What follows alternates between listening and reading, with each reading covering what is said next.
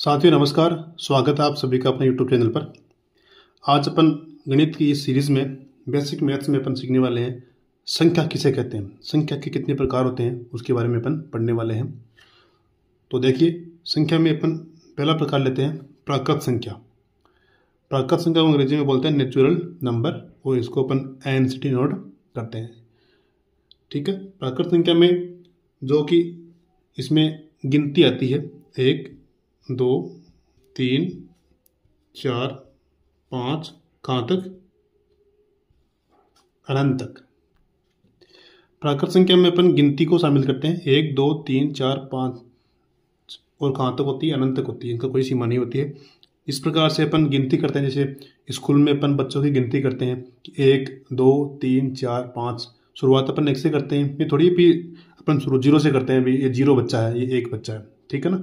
तो गिनती अपन जहाँ से शुरू करते हैं वही प्राकृत संख्या है। तो 1 2 3 4 5 को अपन प्राकृत संख्या में शामिल करते हैं। और जो पूर्ण संख्या है, पूर्ण, इसमें अपन 0 को शामिल करते हैं, 0 1 2 3 कहाँ तक, ये भी अनंत तक, इनफाइनाइट। तो पूर्ण संख्या में अपन 0 को शामिल करेंगे, प्राकृत में अपन गिनती, प्राकृत शुरू होती है 1 से और पूर्ण शुरू होती है 0 से, ठीक है। और पूर्ण संख्या को अपन बोलते हैं होल नंबर अंग्रेजी में, इसको W से डिनोट करते हैं। नेक्स्ट है पूर्णांक संख्या। पूर्णांक में माइनस की संख्या भी होती है और प्लस की भी होती है। कैसे, देखो 0, इसके इधर 1 2 3 ये तो हो जाएगी प्लस की, और इसके इधर -1 -2, इस प्रकार से कहाँ तक, इनफाइनाइट तक। तो मतलब पूर्णांक संख्या में -0 प्लस तीनों संख्या शामिल होती हैं। पूर्णांक को अंग्रेजी में बोलते हैं इंटीजर नंबर, ठीक है। जो ये शून्य होता है ये इसमें उदासीन होता है। क्या होता है, उदासीन, न तो प्लस का होता है और न ही माइनस का होता है। जो माइनस की संख्या होती है इनको अपन बोलते हैं ऋणात्मक पूर्णांक।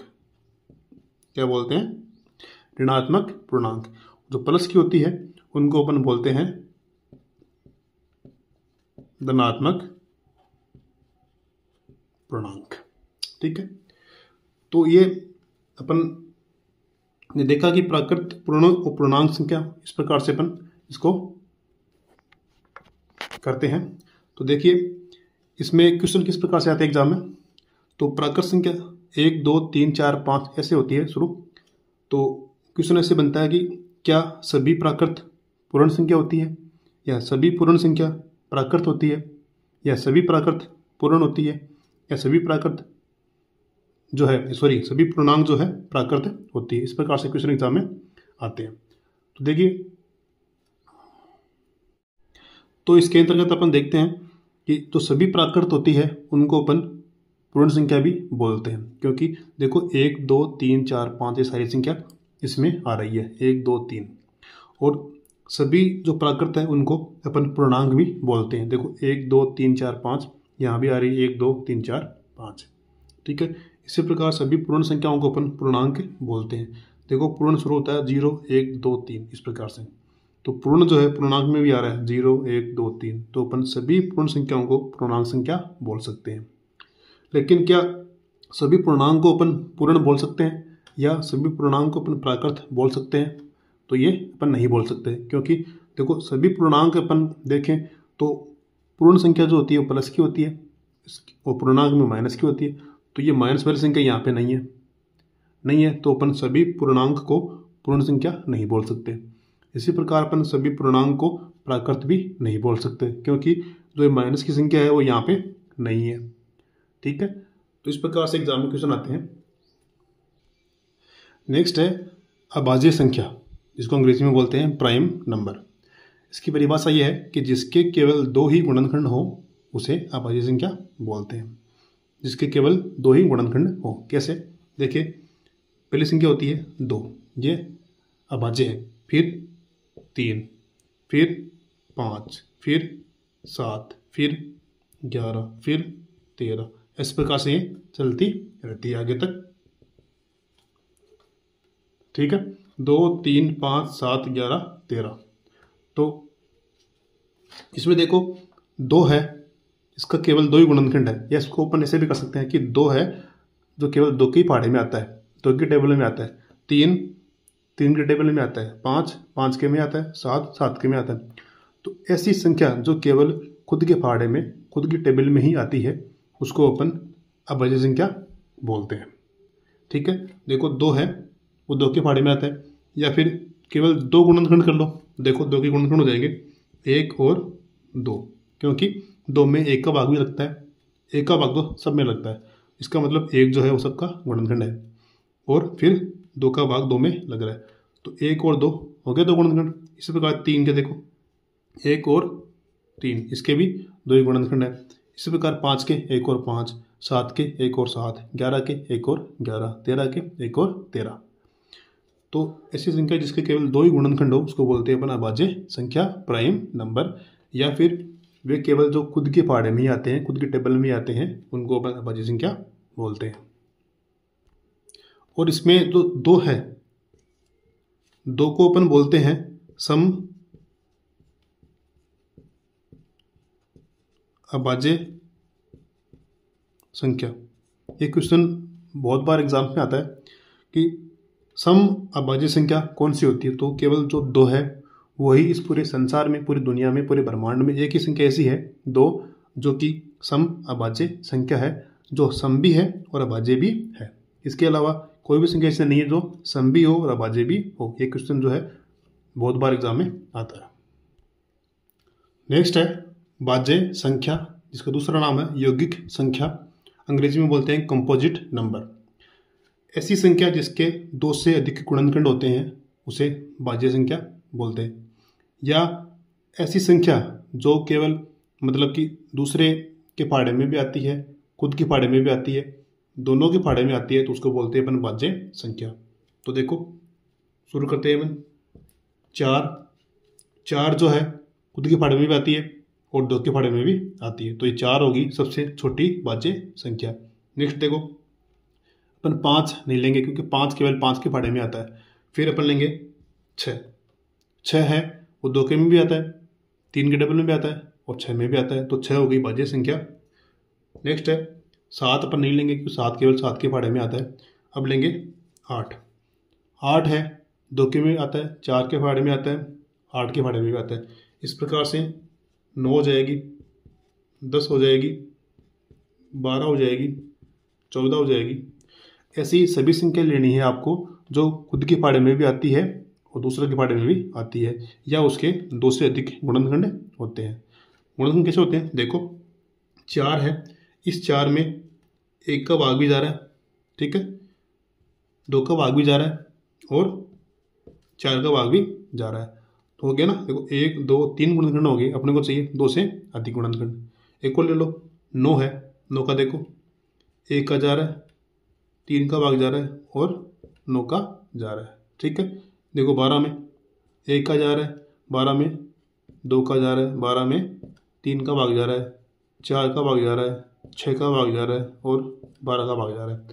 तो इस प्रकार से ऐसी संख्या जिसके 2 से अधिक गुणनखंड हो या जो 1 से अधिक पहाड़े में आती है।